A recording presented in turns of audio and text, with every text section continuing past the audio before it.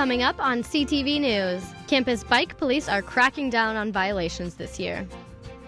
And Cans Around the Oval is coming to an end. See how the community is feeding those in need. Plus, one vet technician is considered a pet hero. Find out why. All this and more on CTV News. Welcome to CTV News on this Thursday. I'm Dawn Thomas. And I'm Anna Ald. Thank you for joining us. If you're a student who frequently rides your bike on campus, you may have already been issued a ticket before, but if not, Officer Staley from the CSU PD shares some insight on how to avoid it. Think of riding your bicycle as a slow form of driving a car. If you wouldn't do it in your car, you shouldn't do it on your bicycle. The recent debate over the yield as stop law has created confusion on campus. That law would have allowed students to yield rather than stop at a stop sign, but the law was denied by Fort Collins. This confusion is costing students on campus over $9,000 in fines. These fines evened out to 376 tickets last month. And what was the most common citation?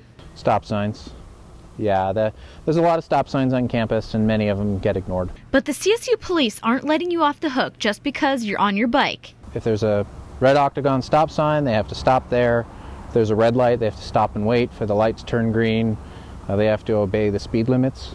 Although you're issued a citation, they are non-criminal tickets and are given out for other reasons. They're designed at educating students because we get people at the university level from all over the world that may not be aware of what the Colorado requirements are.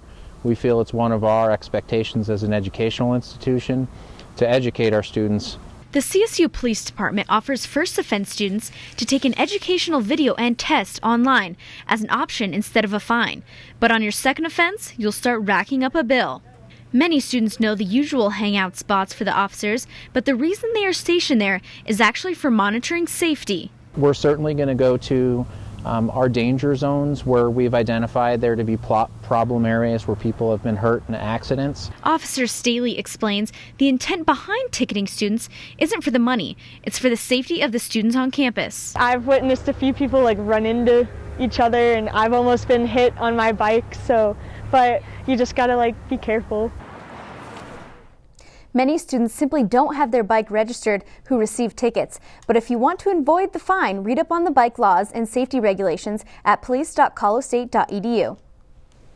President Frank has proposed a 5% tuition increase for next year. The increase would be 5% for in-state students and 3% for out-of-state students. He said that tuition drives the academic health of CSU. It was not directly stated what the increase would go toward. President Frank did mention on the campus stadium playing a factor into the increase, as well as changing for an expanding on-campus parking. After 16 days of waiting, the government is finally open. President Obama signed a plan last night that put an end to the shutdown, at least until February. This means the government will be funded through January, and the debt ceiling can't move until the 7th of February. Government workers also get to go back to work. The shutdown caused Republican approval ratings to decrease dramatically. It cost the government billions of dollars and the damage to the nation's credibility among other countries. Now weather anchor Kelsey McAllister is here. Thanks for joining us, Kelsey. Thanks, you guys. You know, it's definitely been a chilly day today. We've seen temperatures tank compared to what we saw. Last week we were close to 80. Taking a look at today's highs, we saw temperatures close to 50 degrees in Fort Collins, a little over 50, 52 in Denver, as well as in Colorado Springs. Pueblo was a little bit warmer at 60 degrees. In Grand Junction, you were warm at 58 degrees. So tonight, we're going to see snow, and after the break, I'll let you know how much snow we can see and the 7-day forecast when we'll warm up after this trend. All right, thank you very much, Kelsey. Now, I'm a little nervous about the snow that's going to be coming out here pretty soon, but a lot of students are already taking advantage of the snow on the slopes. That's right. Plus, Cans Around the Oval is almost over. CTV got an exclusive look at what goes into feeding the hungry. Stay tuned. So, I got this new family, and I don't know what it is about this one, but she can't seem to put down that toy all day long. Tap, tap, tap, tap. Oh, and she even talks to it. She talks to that more than she talks to him. What's up, bro? Nice shirt. Who's she talking to? Her mom? She talks to her mom a lot.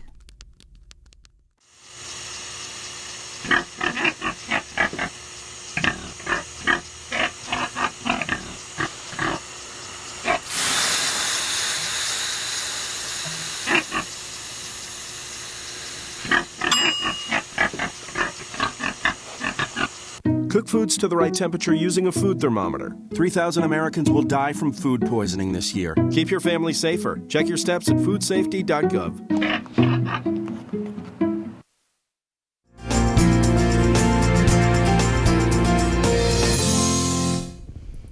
Welcome back to CTV News. I'm Kelsey McAllister with your Thursday weather forecast. Guys, I just got back from Arizona earlier this week, and I'm kind of experienced some withdrawal from the heat because temperatures are cool. We're seeing temperatures right now in the 30s, 39 degrees, and we're going to see some rain and snow mix as we head into the night.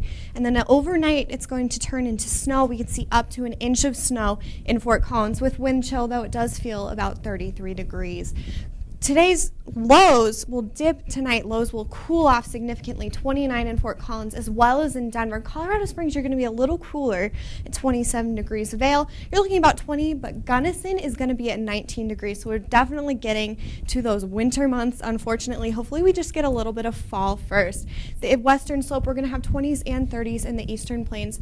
About the same, 32 degrees in Lamar. Tomorrow's highs are going to be very similar to what we saw today. 48 in Fort Collins, 49 in Denver, and 43 in the Springs. Pueblo, you're going to be about 49 degrees, so you'll be a little cooler than what you saw today. The high country, we're looking at temperatures in the 30s and 40s. Overall, still pretty chilly. They might see some more snow, which will be good for those slopes that people are hoping will open soon.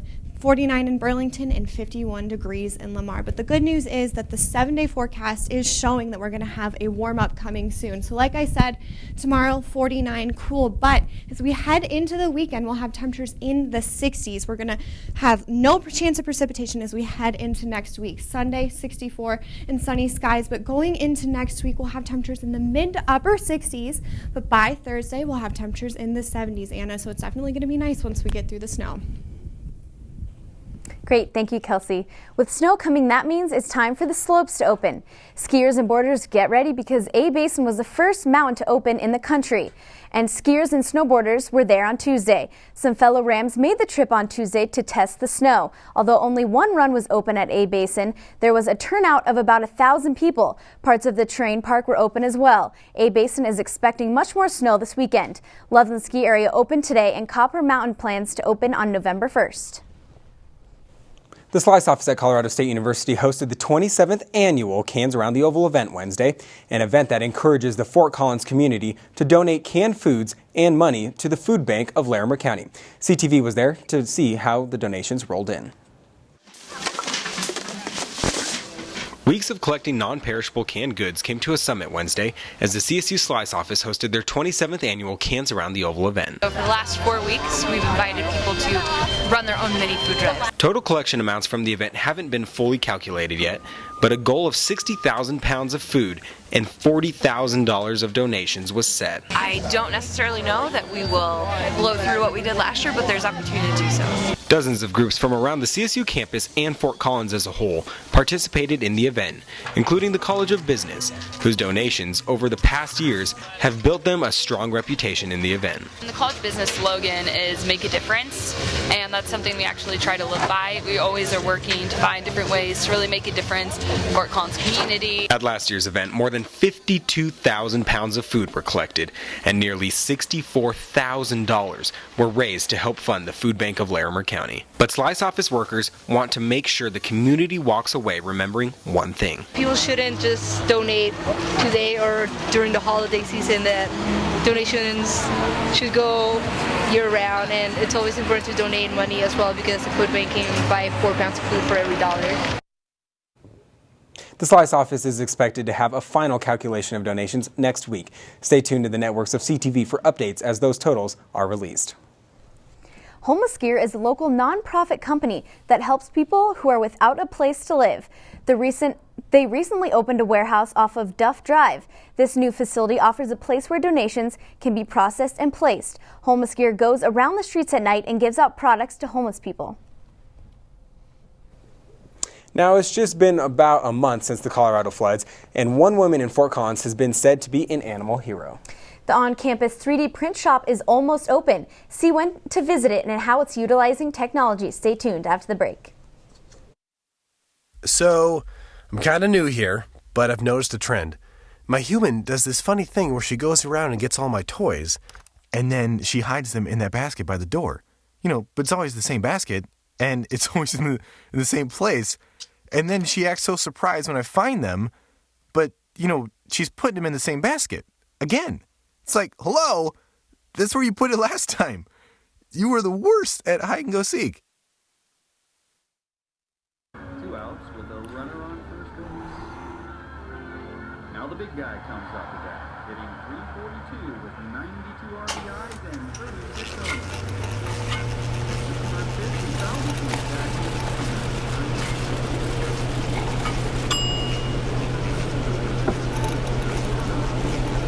Chill raw and prepared foods promptly. 1 in 6 Americans will get sick from food poisoning this year. Keep your family safer. Check your steps at foodsafety.gov.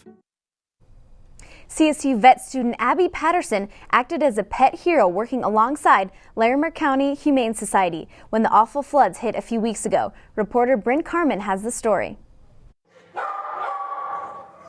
With a master's in public health, Abby Patterson is one of the most passionate vet students CSU has to offer. She has a love for animals like none other and had a little luck go her way when the floods hit a few weeks ago. Kind of in this perfect place at the perfect time where they happened to be doing the rescue that day. So I went out with them to the drop zone where they were actually unloading all of the animals. Abby, an Indiana native, said that all the animals rescued seemed to be in good condition, but nonetheless were checked out to make sure all the tails were happily wagging. It was basically make sure that every animal coming off had just a really quick once-over to make sure that they weren't having any medical issues before they got shipped on out. She and the Larimer Humane Society feel that the Fort Collins community have a plan to always include animals in future disaster rescues. So I think Fort Collins as a community, I've done a lot of work with the different disaster plans in Fort Collins and the groups that are involved, and I think Fort Collins is in a really good position where all of the agencies involved, including those that really just deal with people, seem to understand that that animal component is there and that we have to make arrangements for that. No animal left behind is a saying that greatly resonates with both Abby and the shelter. Even when a natural disaster hits, never forget your pets. Huge thank you to Abby Patterson and the Larimer Shelter for all their help during the flood. Bryn Carmen, CTV 11 News. To stay up to date about how to keep your animals safe during a natural disaster or make a donation to the shelter, please visit www.larimerhumane.org. CSU is unveiling the latest in revolutionary technology with 3D printing. Tomorrow evening from 4 to 6 in the engineering building, there's an offering for an open house. This will feature tours and demonstrations of 3D printing. CSU's Idea 2 project lab will allow students, researchers, and aspiring entrepreneurs to put their product ideas into action. It will provide students the opportunity to create a product at a faster rate than ever possible. Students can access the lab Monday through Friday from 9 to 5 on the ground floor of the engineering building. Stay tuned to the Tuesday show on CTV to see exactly how this works. Well, unfortunately, that's all the time we have for you tonight. Thanks for joining us, and stay warm this weekend, Rams. And remember to stay updated with on-campus and local news. Visit collegian.com or follow us on Twitter at CollegianC. We'll see you next week.